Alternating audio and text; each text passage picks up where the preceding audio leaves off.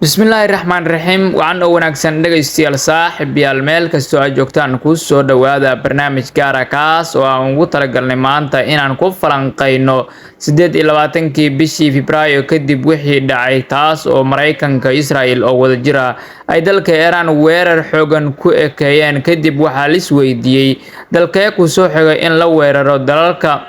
meesha ay ku yeelaan oo ama juqraafi ahaan mu diyaarsan yihiin inay iskaga difaacaan dal kasta oo ku soo duulo waxaan fiiri doonaa shanta dal ee ugu adag in la qabsado ama la weeraro taa oo ka dhigan meesha ay ku yeelaan ciidanka ay haystaan iyo dadkooda sida ay u feejigan yihiin waxaan idin soo diyaarinay shanta dal ee ay adag tahay in la qabsado waqti xaadirkan haddaba dhageysto waxa aad isweydiinaysaa wadankee ku jiro kaalinta shanaad wadanka loo yaqaano Switzerland ayaa noqday wadanka kaalinta shanaad galay ka oo aan la gumaysan karin ama waqti xaadirkan aan lagu soo degdegi karin in la weeraro ama la qabsado inkasta uu yar yahay haddana nidaamka difaaciisa iyo juqraafiga ayaa ka dhigaya mid adag oo aan la qabsan karin juqraafi ahaan buraha albiska oo dabiici ah oo si dabiici ah u difaaci kara ayaa ku yeela wadankan dadka shacabka hadii aynu eegno dad shacab ah oo si guud u tababaran military ahaan ciidanka istiraatiijiyada difaaca oo leh si qoto dheerna u tababaran tiknoolajiyad kaabiyaal casri ah iyo difaac horumarsan ayaa ka dhigaya wadankan in weligiis aan la qabsan karin kaalinta afraad waxaa galay dalweynaha Hindiya waxa uu noqday dal aad iyo aad ay u adag tahay in la qabsado isku darka juqraafiga iyo dadka badan ayaa ka dhigaya dalkan mid aan sahlanayn in la qabsado juqraafiga buraha Himalaya iyo deegaanada kala duwan ayaa sidoo kale ka dhigaya dalkan mid aanan inaba sina loo qabsan karin dad aad u tiro badan oo leh awood difaac oo gudaha ah ayaa sidoo kale ka dhigaya inaanan marnaba la qabsan karin ciidan weyn oo leh hubka nuclear-ka tiknoolajiyad kubac degdeg ah leh iyo dhinaca IT-ga iyo difaaca sidaas oo kalena dalka Hindiya waxa ay ka dhigayaan dal aanan sinaba loo gumaysan karin ama waqti xaadirkan aan la qabsan karin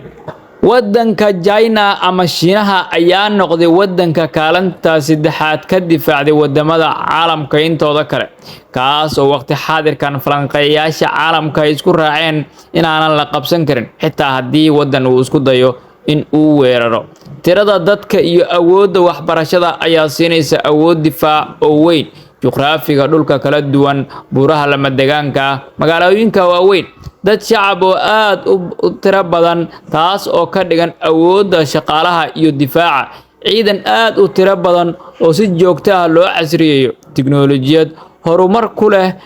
aaladda macmalka ee loo yaqaano AI-ga iyo tiknoolajiyad casri ah kaas ayaana ka dhigaysa wadanka China mid aanan sinaba loo qabsan karin waqti xaadirkan dalweynaha Ruushka ayaa waxa la leeyahay waxa uu ku jira kaalinta labaad ka oo waqti xaadirkan ay cidna isku dayi karin inay qabsato military ahaan juqraafi ahaan iyo dadkiisa u diyaarsan in sinaba aan la gumaysan karin baaxadda dhulka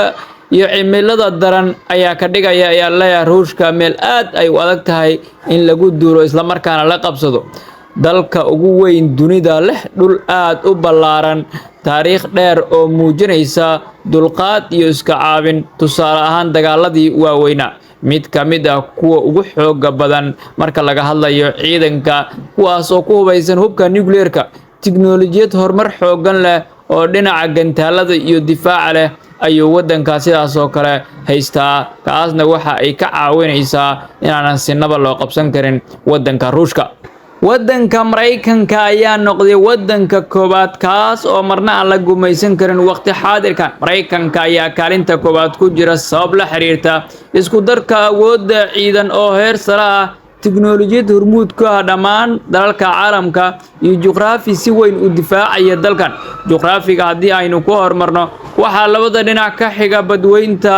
Atlantic iyo Pacific taas oo yareynaysa halista weerar oo toosa hadii aynu fiirino dadka qayb badan oo bulshada kamid ah ayaa hub haysta taana Mareykanka waxa ay ka caawinaysaa in gudahiisa lagu dagaalamo taas oo sare u qaadaysa iska caabinta gudaha ciidanka hadii aynu fiirino ciidanka ugu awoodda badan ee caalamka leh diyaarado maraakiib iyo hub nuclear tiknoolajiyad hogaamisa caalamka oo dhan. haddii aynu fiirno dhinaca loo yaqaano waxa loo yaqaano